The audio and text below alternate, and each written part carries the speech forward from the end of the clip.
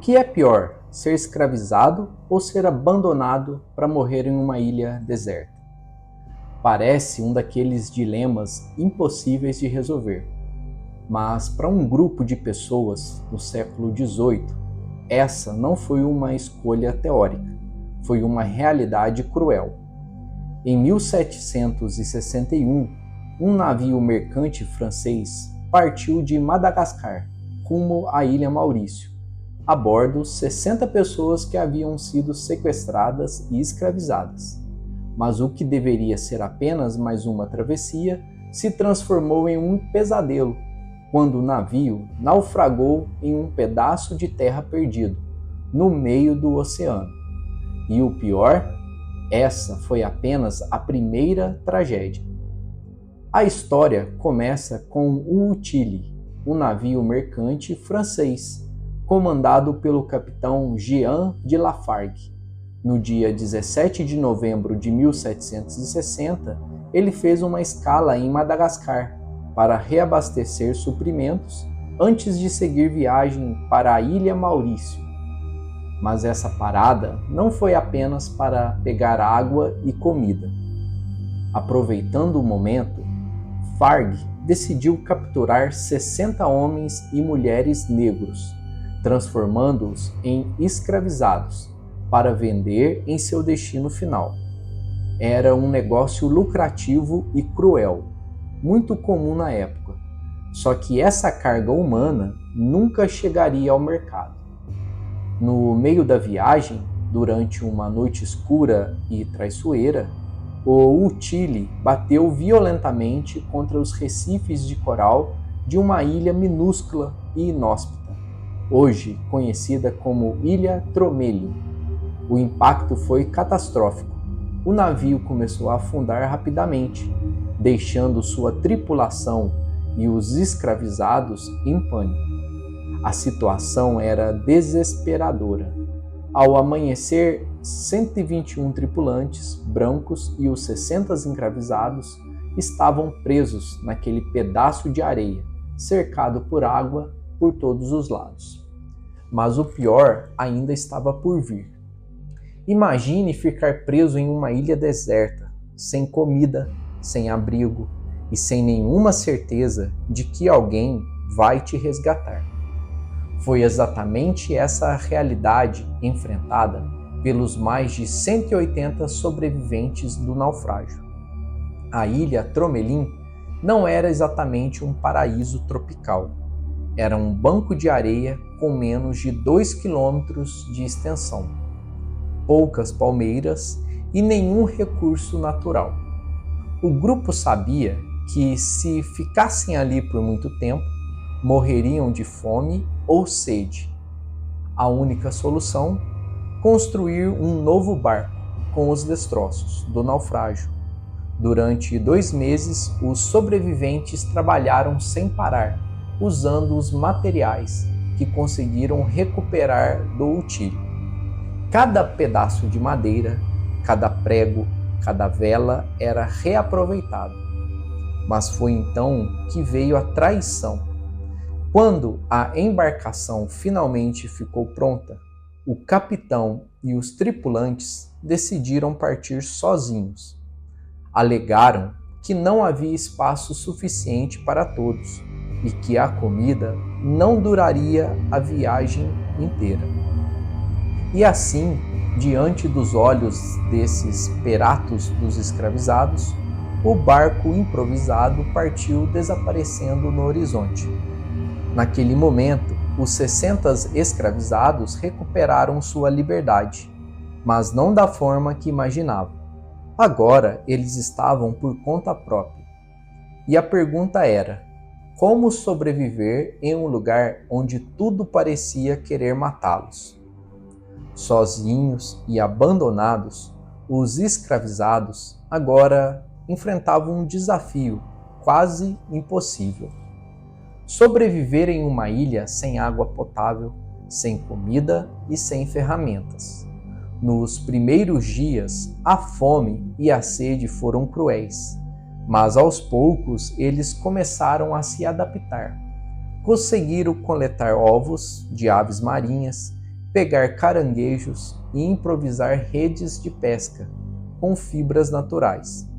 Tartarugas que chegavam à ilha para botar ovos também se tornaram uma fonte de alimento. Mas um dos maiores desafios era o frio. Durante a noite, as temperaturas despencavam e, sem roupas adequadas, o grupo precisou improvisar. Eles costuraram pedaços do tecido do naufrágio com penas de aves, criando uma proteção bem rudimentar contra o vento gelado à noite. E havia algo ainda mais essencial: o fogo. Eles sabiam que sem ele não poderiam cozinhar os poucos alimentos que conseguiam. Então, mantiveram uma fogueira acesa por 15 anos, alimentando-as com o resto de madeira do utilho. Mas essa fogueira tinha um propósito ainda maior. De noite, ela se tornava um farol, uma tentativa desesperada de sinalizar para qualquer navio que parasse por perto. O tempo foi passando, 1 ano, 2, 5, 10 e nada, nenhuma ajuda. O grupo foi diminuindo com o tempo, alguns morrendo de doenças, outros simplesmente desaparecendo.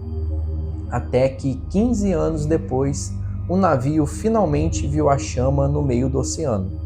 Mas o que ele encontrou na ilha Tromelin foi ainda mais impressionante do que qualquer um poderia imaginar. Depois de 15 anos, a esperança finalmente se tornou realidade. Em 1776, um navio francês chamado La Dauphine navegava pelo Oceano Índico, quando avistou uma pequena coluna de fumaça subindo no horizonte. Ao se aproximarem da ilha Tromelin, os tripulantes ficaram em choque com o que eles viram. 8 sobreviventes, 7 mulheres e uma criança pequena, vestiam roupas feitas de penas e tinham a pele marcada pelo sol e pelo vento, mas estavam vivos. O resgate foi emocionante. Aqueles que haviam sido esquecidos no meio do oceano finalmente foram libertados. Mas a grande pergunta ficou no ar: o que aconteceu com os outros?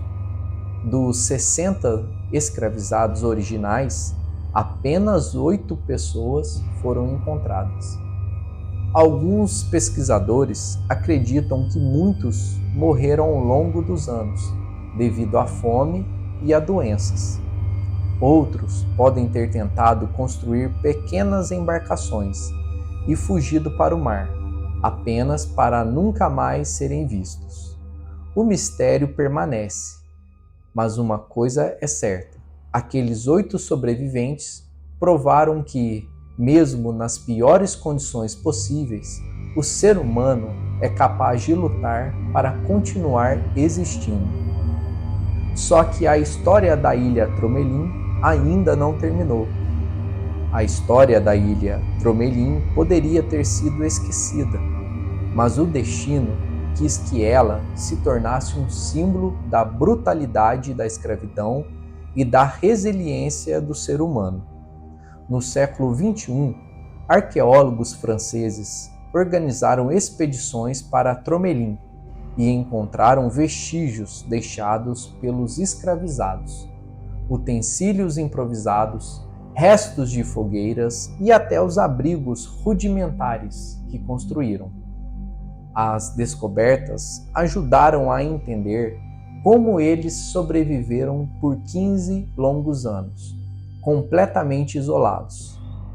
Hoje, Tromelin pertence à França, mas Madagascar reivindica o território, alegando que a ilha faz parte de sua história. O que ninguém discute é que esse pedaço de terra no meio do oceano carrega cicatrizes de um passado cruel. Mas antes de sair, me conta, o que você faria se estivesse no lugar deles? Deixa seu comentário aqui embaixo. E se você gosta de histórias surpreendentes, assim como essa, Já tem um outro vídeo te esperando. E se inscreva aqui no canal Odisseia Mistérios. Clica lá e bora continuar essa viagem. Muito obrigado por assistir até aqui e nos vemos em breve.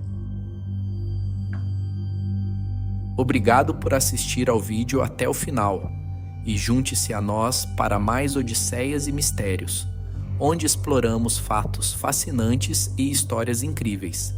Até a próxima descoberta.